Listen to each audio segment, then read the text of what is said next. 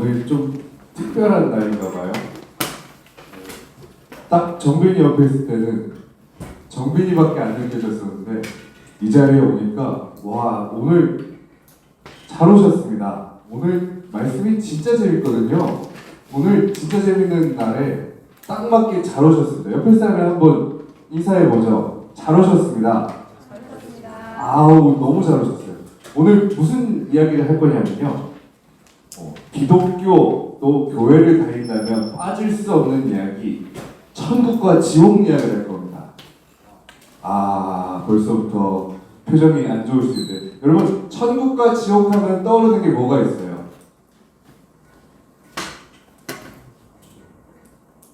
천사와 악마 떠오르지 않아요? 우리가 보통 게임이나 영화 같은 데 보면은 천국은 천사들이 있고 지옥에는 악마들이 있잖아요. 근데 왜 있어요?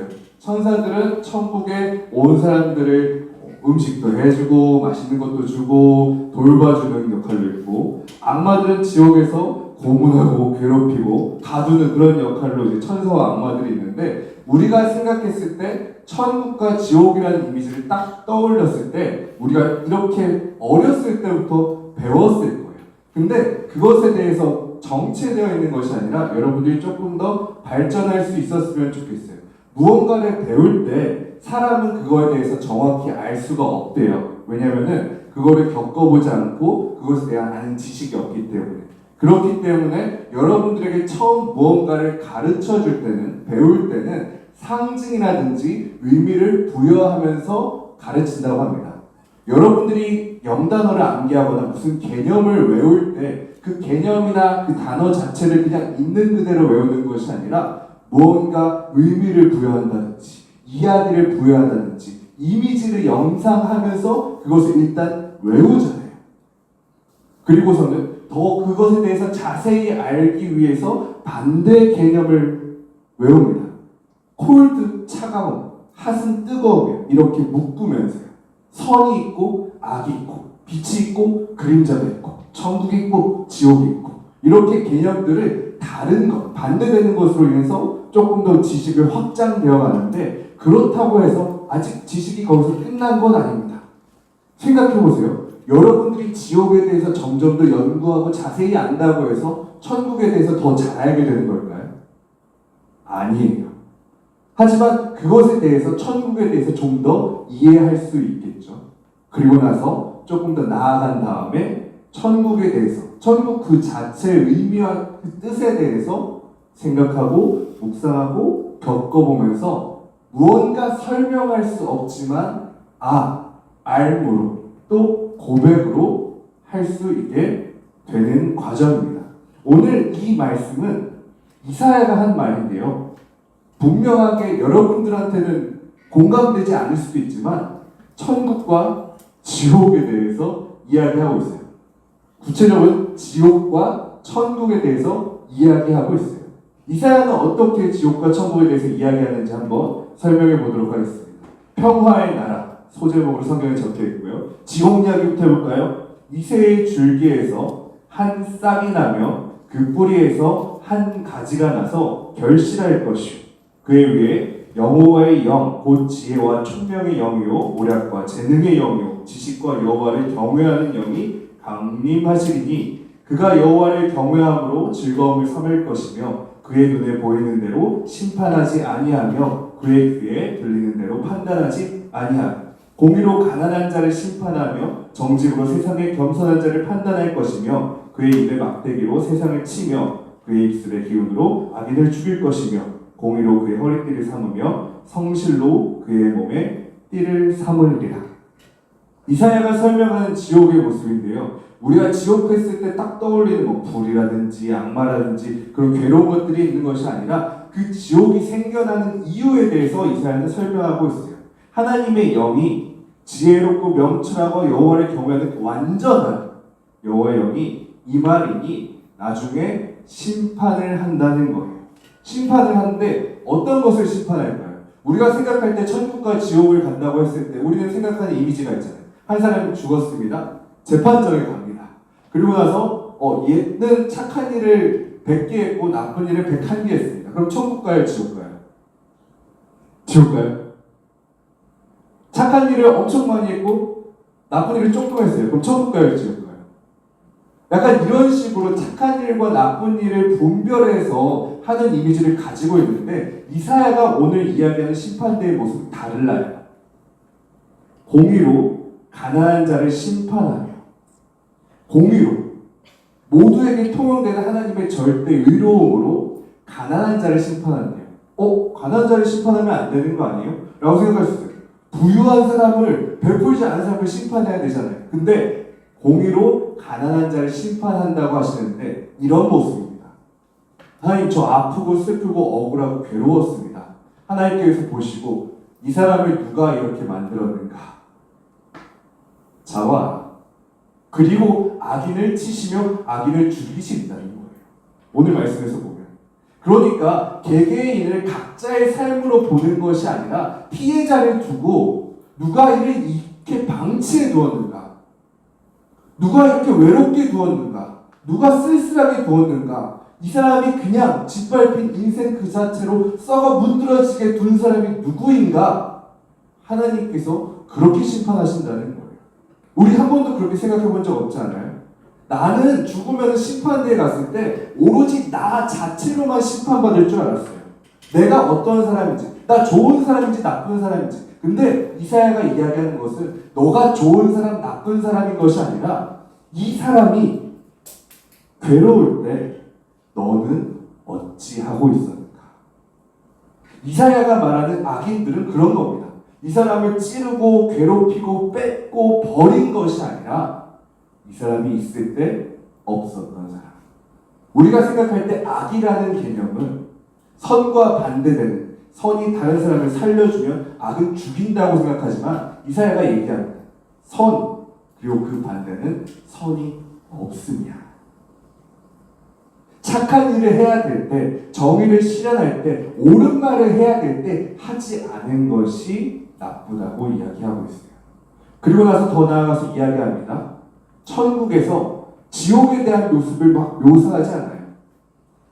모두가 싸우고 모두가 다투고 그런 것이 아니라 그 다음에 천국에 대해서 이야기하는데 그때의 이리가 어린 양과 함께 살며 표범이 어린 염소와 함께 누우며 송아지와 어린 사자와 살찐 짐승이 함께 있어 어린아이에게 끌리며 계속 이런 상징적인 묘사들을 하는데 실제적으로 그렇게 모든 것들이 있을 거예요. 중요한 건 어떤 동물이 누구와 어울렸는지가 아니라 이렇게 많이 나열한 것은 그 안에 사이사이에 연결고리를 보세요. 짐승들도 서로 관계 짓고 있어요. 사자가 홀로 노는 것이 아니라 어린 양이 홀로 노는 것이 아니라 독사와 어린아이가 각자 행복한 것이 아니라 그곳에 가면 그 어떤 어울릴 수 없는 원수 같은 지간도 서로 사랑하고 섬긴다는 거예요. 이사야가 얘기하는 천국의 모습은 그렇습니다. 누구는 살아생전에 복받을 짓을 많이 했으니까 큰 집, 누구는 덕을 선한 일을 조금 했으니까 작은 집이 아니라 그 사람의 삶의 생애 동안에 얼마나 많은 하늘의 복을 쌓았냐가 아니라 그곳에 가면 우리 완전하게 서로 사랑하게 될 거야. 우리 완전 서로 섬기게 될 거야. 우리 완전 정말로 그 누구와도 친구가 될 수 있을 거야. 하나님 품 안에서. 그렇게 여러분들이 생각했으면 좋겠어요. 천국과 지옥에 대한 처음 시작했을 때 배웠던 상과 벌의 개념을 지나서 조금 더 나아가서 나와 너와 우리의 관계 속에서 지옥을 간다는 것은 혼자 따로 떨어져 내버려지는 거구나. 방치되는 거구나. 천국에 간다는 것은 누구와도 함께 웃을 수 있고 누구와도 아픔을 나눌 수 있는 거구나. 그렇게 조금 더 확장 지을 수 있었으면 좋겠어요. 그것을 여러분들이 겪어봤으면 좋겠습니다. 이제는 상징들에서 그것에 대해서 조금 더 의미들을 생각해 봤잖아요. 그렇다면 여러분들이 지금도 이것이 아직 정보예요. 정보. 제가 했던 말들을 그냥 기억할 거예요. 그런데 여러분들이 그것을 진짜로 겪어볼 수 있으려면 여러분들이 직접 해봐야 됩니다. 직접 눈으로 보고 직접 겪어보는 겁니다.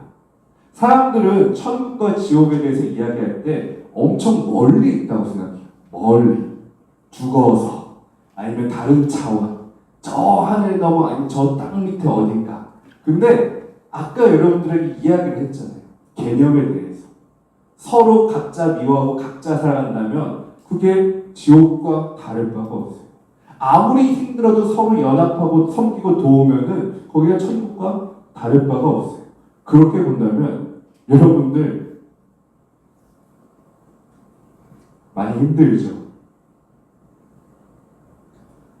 많이 힘들 거예요. 요즘 좀 지옥 같거든요. 천천히 발음해야 돼요. 지옥 같거든요. 빨리 하면 안 되거든요. 아, 이래도 안 웃는다고요? 요즘 참 지옥 같아요. 진짜 지옥 같은데 이 이유를 다른 사람들이 이렇게 얘기해요.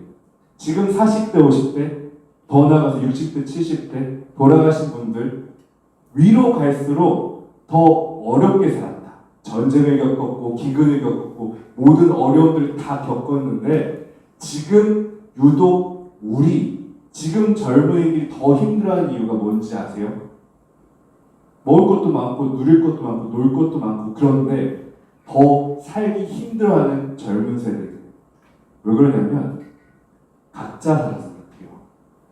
힘들 때는 가족이다, 친척이다, 이웃이다, 학교 선배다, 후배다, 동네 친구다, 아빠의 아들이다, 여러 가지 이유로 다 어떤 것들만 있으면 서로가 도와줄 준비가 되어 있고 도와주는 게 당연했었거든요. 근데 이 시대가 계속 오면서 여러분들을 찢어놔요. 각자 살라고. 정말 서로 친한 친구인데 내 고민을 나눌 수 없게 만들고 정말 친한 친구인데 평생 같이 갈 수 없게 만들고 심지어 연인이고 가족이고 부부인데도 계속 찢어놓습니다. 부부 사이를 찢어놓고 부모와 자녀 사이를 찢어놓고 친구 사이를 갈라놓고 그리고 오로지 한 명 각자 알아서 살라고 하는데 여러분 그렇게 살면 오늘 말씀에서 이사야가 이야기하는 것처럼 스스로 힘든 길로 가는 것과 똑같습니다. 여러분 살면서 꼭 기억했으면 좋겠어요. 여러분이 어떤 공부를 하고 어떤 대학을 가고 어떤 직업을 갖게 되고 누구와 만나 어떤 가정을 꾸리게 될지 다 모르겠지만 여러분 그건 기억하십시오. 나는 혼자 잘 살려고 여기 온 게 아니야. 적어도 한 명만큼은 내가 사랑할 거야. 적어도 한 명만큼은 내가 행복하게 해줄 거야. 적어도 한 명만큼은 내가 구할 거야. 여러분 그렇게 사셨으면 좋겠어요. 적어도 한 명만큼 내가 관심 갖고 인사하고 챙겨주고 돌봐줄 거야. 여러분들은 그렇게 지음받았습니다. 그렇게 된다면 여러분들은 확실하게 이런 친구를 얻을 수 있을 거예요.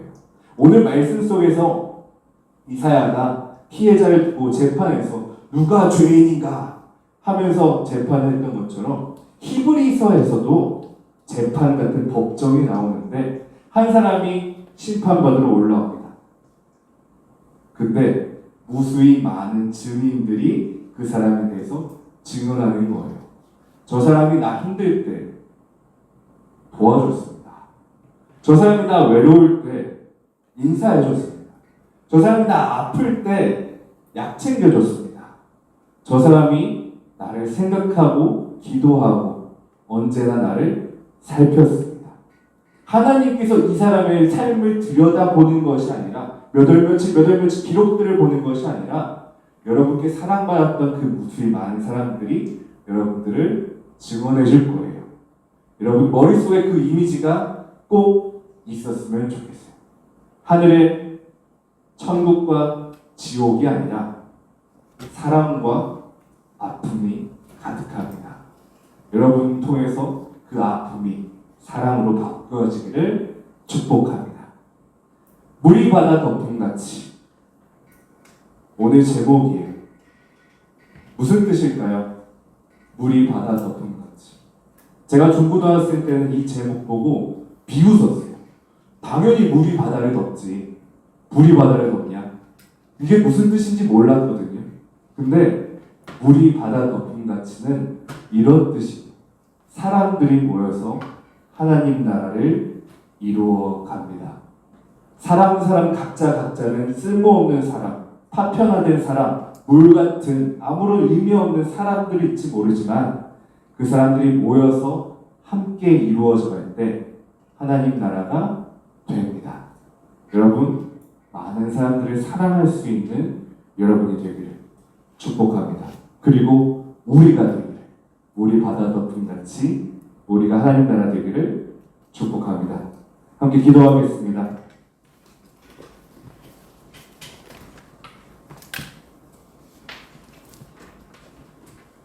하나님 감사합니다. 오늘 말씀을 통해 이사야가 이야기하는 하나님 나라에 대해서 들었습니다. 하나님의 뜻과 하나님의 마음이 어떤지 우리 친구들 기억하게 하시고 우리 친구들의 마음과 뜻도 그 방향과 같게 하옵소서. 세상 사람들은 이야기합니다. 돈이 전부야, 실력이 전부야, 대학과 직장이 전부야, 노후가 전부야.